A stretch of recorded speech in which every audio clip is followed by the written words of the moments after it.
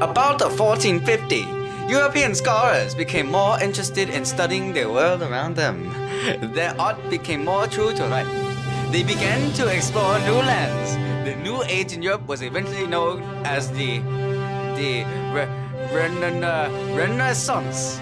Renaissance is a French word that means rebirth. Historians consider the Renaissance to be the beginning of our modern history.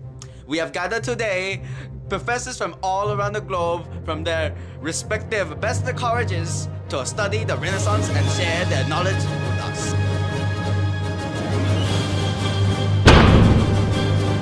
Art during the Renaissance.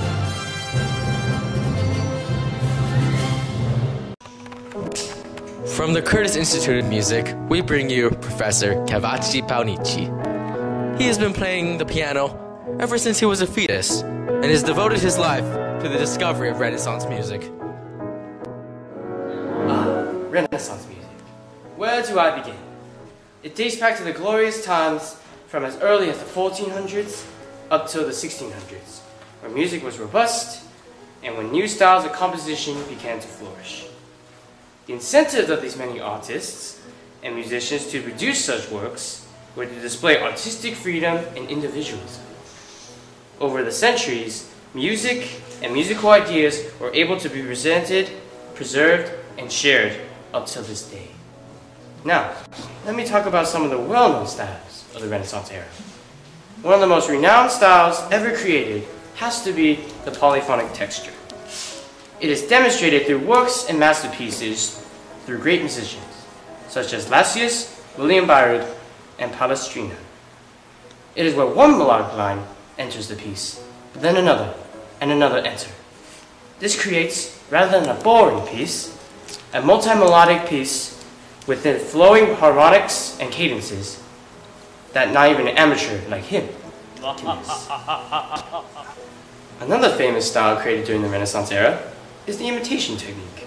It is when one melodic line is played in one voice and then another exactly repeated in the other. Although it sounds quite simple, it can be used to turn a composition into gold.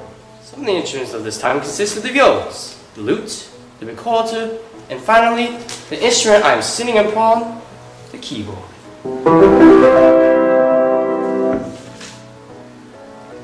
These magnificent instruments were commonly put together into ensembles. The purpose of each ensemble varied, whether it was for playing in the church, in the grand concert hall, or even at social gathering. Finally, let's talk about the famous composer over these 2 centuries. His name was William Byran, who wrote an extensive collection of music and masterpieces. Not only did he compose, but he was the #1 performer in both the Protestant Church and the Catholic Church. I, being a musician myself, look upon to him as an idol, and I hope one day I will be able to reach his level of musical genius. From the Art Institute of Michigan, we bring you Professor Jason Lee.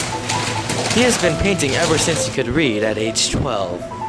He has sold more than 5 paintings for over a grand total of $13. He is here today to talk to us about paintings and artists during the Renaissance. Art during the Renaissance was beautiful and yet unique in its own special way. Renaissance patrons during the times wanted art that showed beauty and life's pleasures. Renaissance art is more lifelike than the art in the Middle Ages.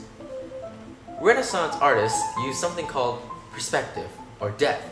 This allows things to seem as if they're either closer to you or farther away, despite it being a 2D picture. There were 4 main breakthroughs during the Renaissance in terms of art. The first was oil on a stretched canvas. Oil on a canvas became a medium of choice during the Renaissance. The second was perspective, one of the most significant discoveries in fact, and it became a foundation of European painting for the next 500 years. The third was the use of light and shadow. Chiaroscuro, which means light and dark in Italian, referred to the new technique for modeling forms of painting by which lighter parts seem to emerge from darker areas. And finally, there was the pyramid configuration. Rigid profile portraits of groupings of figures on a horizontal grid in the picture's foreground gave way to a more 3-dimensional pyramidal effect. Leonardo was born in 1452 in the village of Vinci. His name literally means Leonardo of Vinci. Unfortunately, he was born during the time what was called a bastard child, which means his father was of a noble class and his mother was a peasant. Leonardo began his career working for a master painter in Florence. By 1478, Leonardo left his master and set up his own workshop. Two of Leonardo's most famous paintings are the Mona Lisa and the Last Supper. Scientists have been trying to figure out what the secret is behind the Mona Lisa's smile. Leonardo was truly a Renaissance man, skilled in many fields. He was a scientist, an inventor, as well as an artist. He invented many clever machines and even designed imitations of wings that he thought could make a man fly.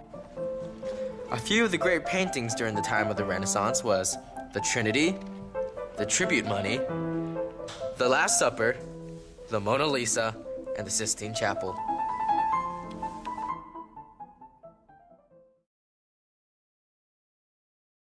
Next, we bring you sculptor Inje Lee. He's been sculpturing ever since he can remember. His biggest project to date is the giant self-portrait of himself. He has sculpted even each individual blood cell of his giant masterpiece. This is going to be one of the many blood cells of my giant self-sculpture. He is here today to talk to us about sculptures and the artists who do the sculptures during the Renaissance.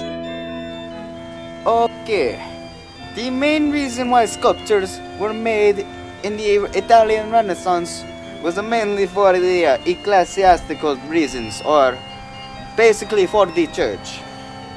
The churches were decorated with ornate sculptures everywhere from pulpits to candlesticks and to even entire facades. Palaces and private houses were also the other two places where the sculptures were used, because they had the money to afford such luxuries as the awesome sculptures hanging outside the garden window or something, I don't know.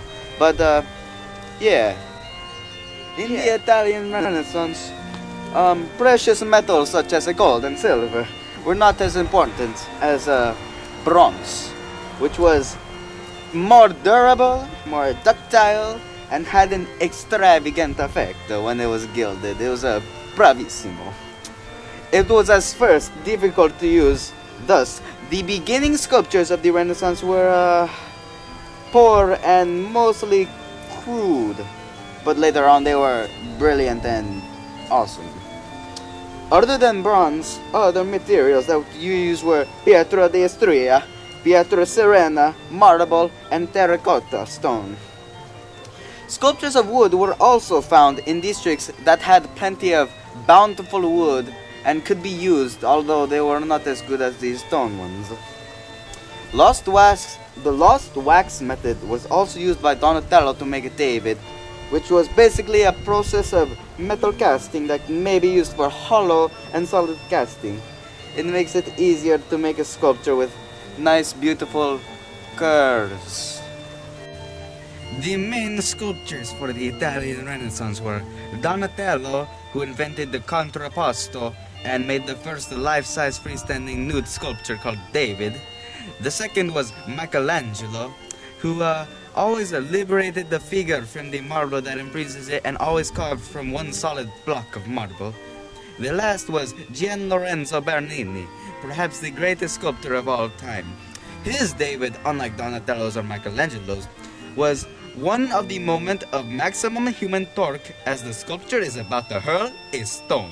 It presents such raw, human-like force and strain that does not appear in Donatello's or Michelangelo's David.